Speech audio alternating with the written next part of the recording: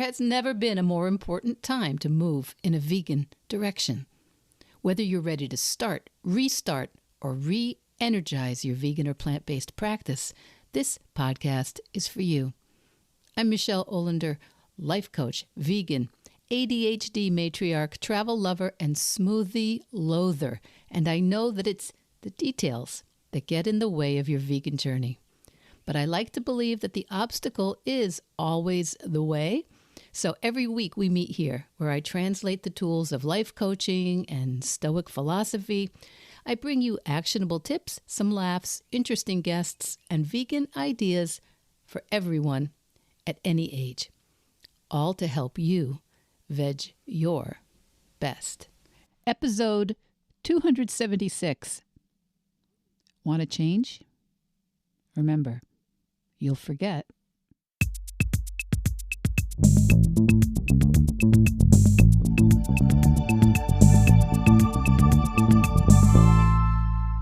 Hey kids, it's Michele. And today, I've been trying to figure out how to present this, but I want to talk about something that might shift the way you think, the way you see goal setting, the way you look at goals, whether it's going vegan or building strength or writing a book or decluttering or showing up for the version of you keep saying you want. And here's the idea. People want to slam a door and run away when I say this, but the hardest part of most change is not doing the thing. The hardest part of change is remembering to do the thing. And for sure, that's my experience. And I bet it's yours too. If there's something that you are starting and stopping and quitting and starting again and just feel stuck on. The hardest part of change is remembering to do the thing. So, one of the brilliant things that I did in my life, and listen, there were only a couple of these things. One of them was finding my husband and keeping him. But other than that, one of the most brilliant things I ever did in my life, at least it turned out to be brilliant, was not long before my oldest went to college. She was still in high school. I went to graduate school. And, it was really a dream. I wanted to study art history. I was a frustrated art historian. I love art history to this day. And I had loved it in undergraduate, in college, and then I loved it in doing a post-bac certificate program that I enrolled in. And then I loved it working as a docent at the Wadsworth Atheneum in Hartford, and I loved it in the master's program that I got into. There was literally, and when I say literally, I mean literally, only one art history class in my entire life that I didn't really enjoy. One. That's how much I adored learning about the history of art. So I had figured out how to apply, how to get in, how to juggle everything. I was in my 50s. I was accepted. I was thrilled. I did well. But even though it was my dream and I had worked really hard and I had tried to be very deliberate and it was a multi-year plan and I couldn't wait to go to the classes, but even in the once-a-week seminars, those once-a-week classes, I still did not always get my preparatory work done before the class the way I knew I was supposed to. Once-a-week classes, I had 6 or 7 days to get the work done in advance, and I often didn't complete it. Sometimes I barely did any of it, and every week, I would say, this will never happen again. And every semester, I would say, that's never going to happen again. And every year, I would say, as God is my witness, I am going to finish the readings in advance of the class. I am going to stop procrastinating. And I cannot even explain to you the self-loathing I had about it, the shame. I would be in my car driving up there going, what's wrong with you? You wanted this. You're paying for this. Why didn't you do the reading? Why didn't you finish the paper? But the brilliant part was that experience gave me so much empathy for my kids at a time when it would have been so easy to look at them and say, you should be working harder, being more organized. You should show more follow through. You should volunteer more. You should concentrate on your fundamentals. You should ask for help. You should not overcomplicate things. You should just do the assignment. It is so simple from the outside, but inside we forget. Inside we get overwhelmed. Inside we hit the same walls. And, we've talked about the intention-action gap. It's so difficult, and especially young people who have not learned have a hard time. And so do 50-year-old women who only want to go to art history classes. And that's what I wanted to talk about today, not art history. Because if I could forget to follow through on something I loved, something I wanted to do, something I chose, of course, I could see how my kids in high school and college, where there aren't many electives and there's not a lot of feeling of agency, of course they're going to struggle. And of course, we forget the things that feel harder or bring up a lot of negative self-emotions. So I wanted today to explain a couple things in hopes that if there's anywhere you're stuck, if there's anywhere where you are not doing your reading before your once-a-week seminar, I want you to dismantle the shame, and let's do it by getting a little curious. In terms of a vegan practice, in terms of your plant-based practice, that practice only happens today. And if you're a writer, if you are an artist, if you are starting a business, if you are doing your taxes, these things only happen today. Your life really only happens today. Your decluttering, your preparation, your education, your relationships, these all exist today. But our brains have a number of default settings or tendencies that make us forget about new things that we have intentions to do right when it's time to act. So I thought we'd walk through a couple of them, because once you understand how your brain works, your whole life starts to feel a lot more manageable, and you stop condemning yourself for where you're forgetting to do what it is you wanted to do. Now, every day, your brain wakes up and it tries, if it's anything like mine, to renegotiate the agreement you made with yourself last night. Yes, I know, Michele, you were going to walk with your weighted vest. I know you were going to have more of your protein first thing in the morning and try that. I know you said you'd write a page of your book today. I know you said you'd prep some greens and grains and beans in the fridge. I know you said that. But in the moment, maybe I'm trying to get to work or respond to a loved one, or maybe look at a video my kids sent of my grandkids, and there's maybe something broken, or a dishwasher that has a repairman in the driveway, and maybe you're thinking, oh gosh, okay, it was a good idea, but maybe it's not going to happen today. Or maybe it will happen today, but maybe it's going to happen later. Your brain knows that what you did yesterday kept you alive. So what you're planning to do today is probably optional, right? Your brain prefers the familiar, even when the familiar is not exactly what you want anymore. Your brain is saying, gosh, that sounds a little bit too much or too hard right now. Let's just do what we did before. It's safer that way. Now, most people think they're failing because they lack discipline or there's something wrong with them, but really, they're trying to perform a behavior that doesn't have that habit loop in place yet. It doesn't have real context. It doesn't really belong in your life yet. It's not automatic yet at all. Because when you learn a new way of living, you also have to unlearn some of how you live.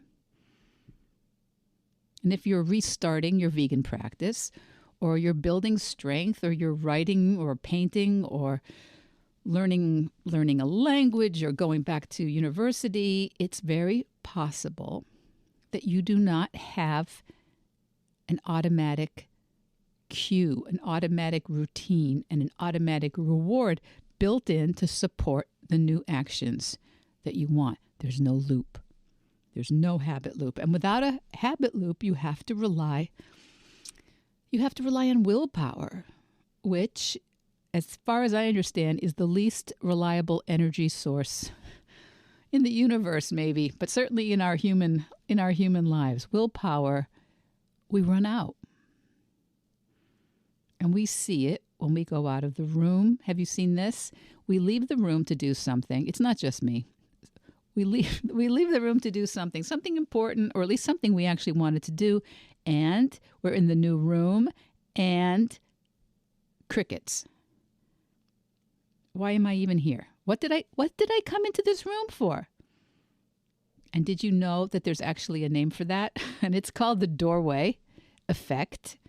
The doorway effect. Researchers found that when you walk through a doorway, when you change your environment, your brain clears its working memory to process the new environment. And it's called the doorway effect, meaning you can decide in the kitchen that you're going to make a beautiful vegan lunch, and then go walk into your office or perhaps your bathroom or the laundry room, and that intention can literally evaporate.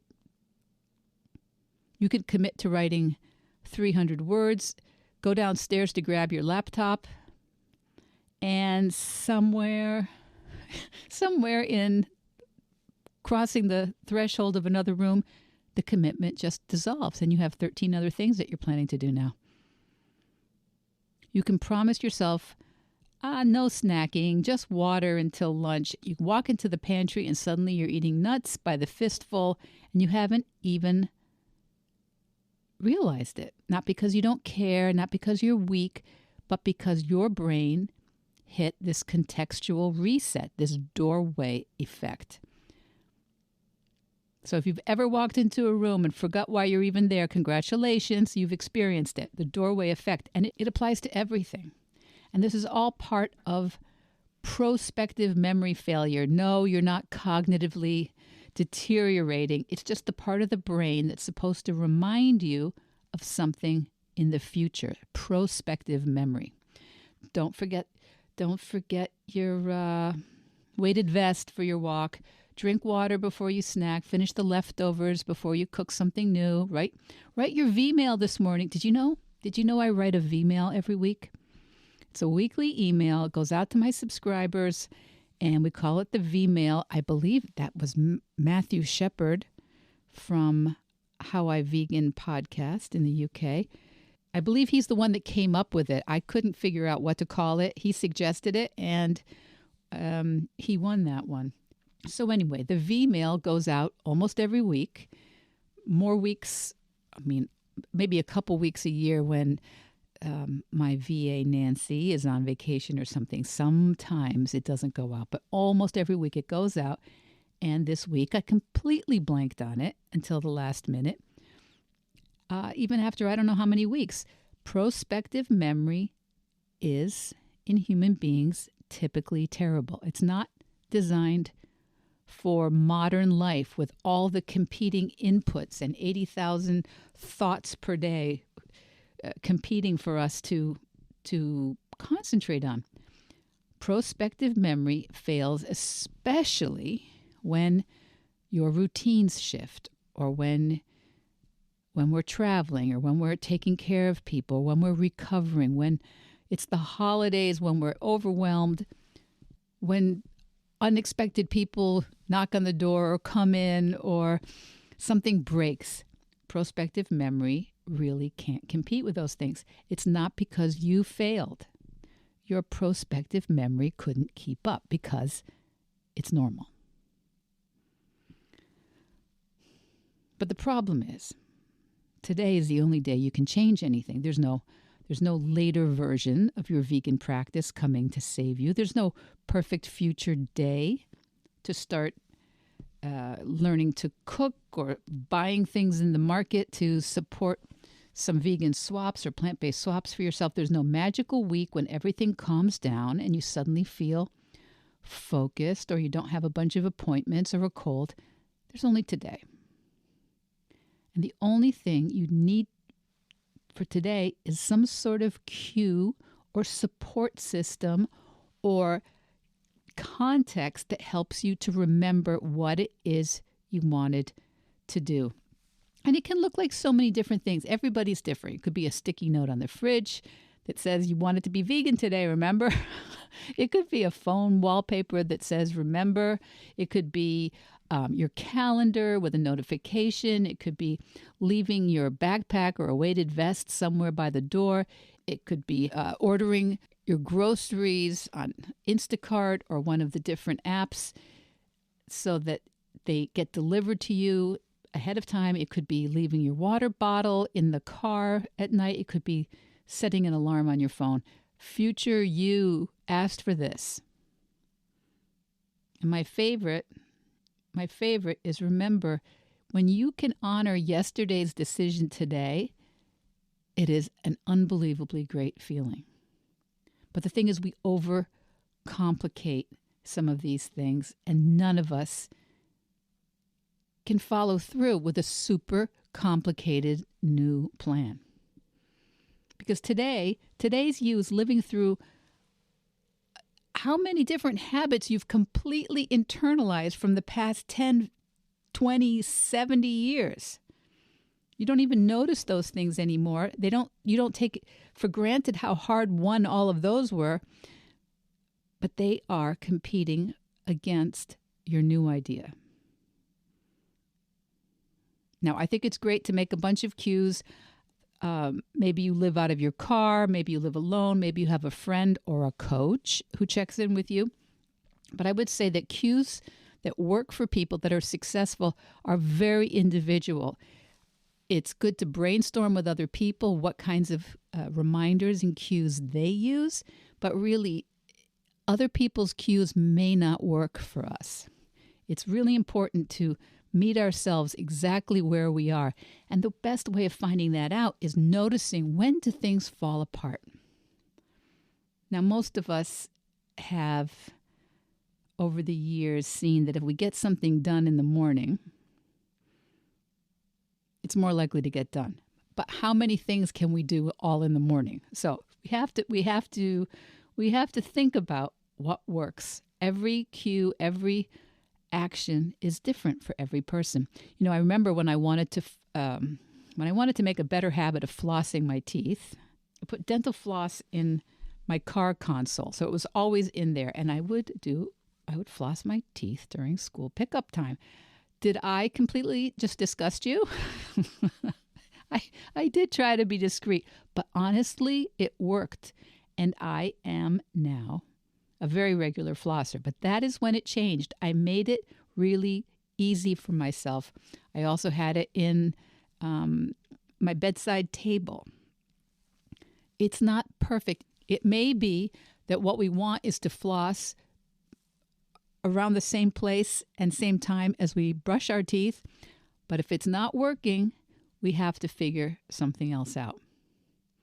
Now, I work with my clients to help them figure out the cues that can help them, and even more than the cues, how to take a real big victory lap and celebrate when they follow through. Because if you're like me, you are much more likely to beat yourself up for forgetting than to celebrate remembering. Because what do you want, a cookie just for doing what you were supposed to do anyway? But yeah, we do. We need a little win. We need a little celebration to anchor those new habits, even when they're performed imperfectly. You know, in foreign language learning, I think other kinds of educational models, they use something called spaced repetition. And I'm a language learning lover, as you probably remember from other episodes. And spaced repetition is an important technique built on something very, very simple. People just don't learn by hearing something once. People learn by being reminded at the exact moment they're most likely to forget. Okay, how do you do that? Well, sometimes you have to approximate it, but you check in. Apps on your phone will remind you. The flashcard apps, like Anki, remind you. You knew something, you got it right a bunch of times, then they put it over aside, and then they bring it out a few days later or a few hundred choices later to remind you of something you only recently learned.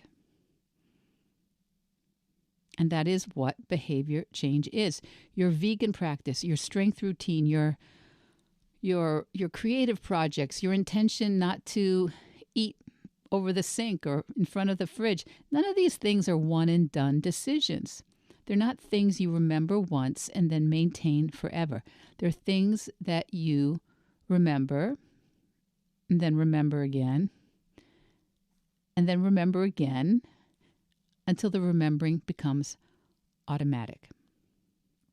And spaced repetition, it's literally the way we practice remembering. I have enjoyed using the Pimsleur method of language learning. It's mostly a spoken language learning method, and it uses spaced repetition. It teaches you something, you practice it, you basically don't move on until you're getting it mostly right, and then a few days later, a few lessons later, it comes back, and you go, oh, wait, I don't remember. I have to learn it again. It assumes that you're going to forget. Spaced repetition takes advantage of the fact that you're going to forget new things. And it works with forgetting instead of fighting it or making it some sort of problem that you forget something new. And I think that's what a vegan practice really is. You know, it's not about being perfect. It's about learning and a spaced repetition of your intentions, little reminders placed throughout your day that say, oh, right. That's who I want to be. Oh, right. I used to do this differently, but I learned something and this matters to me now. All right. Yeah. I wanted this today. Okay. I'm not prepared, but what could I do? So when we look at change through that kind of a lens, these things are not moral failures. It's just another opportunity to support ourselves with some repetition. It's another chance to remember. So your challenge this week, some of you like the homework. Choose something you meant to do today and do some part of it, even if it's the end of the day.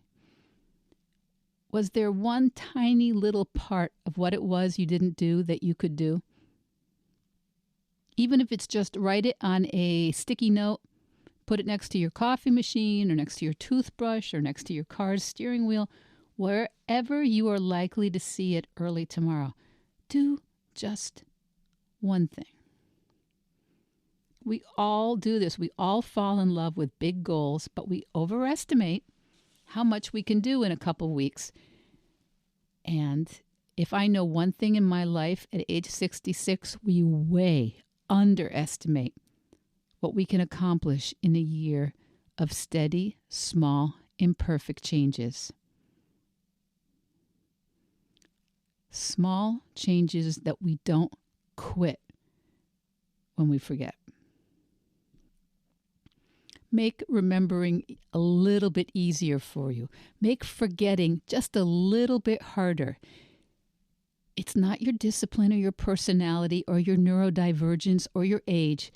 You just need more support to remember.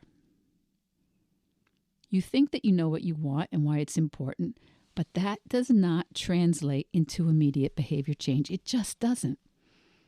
And when we get discouraged about how long it takes, we tend to avoid it even more, and that makes us forget even more. So, remembering is the real first step of every change. And one way coaching works is having someone else who has seen it all before support you as you learn to support yourself and your own brain.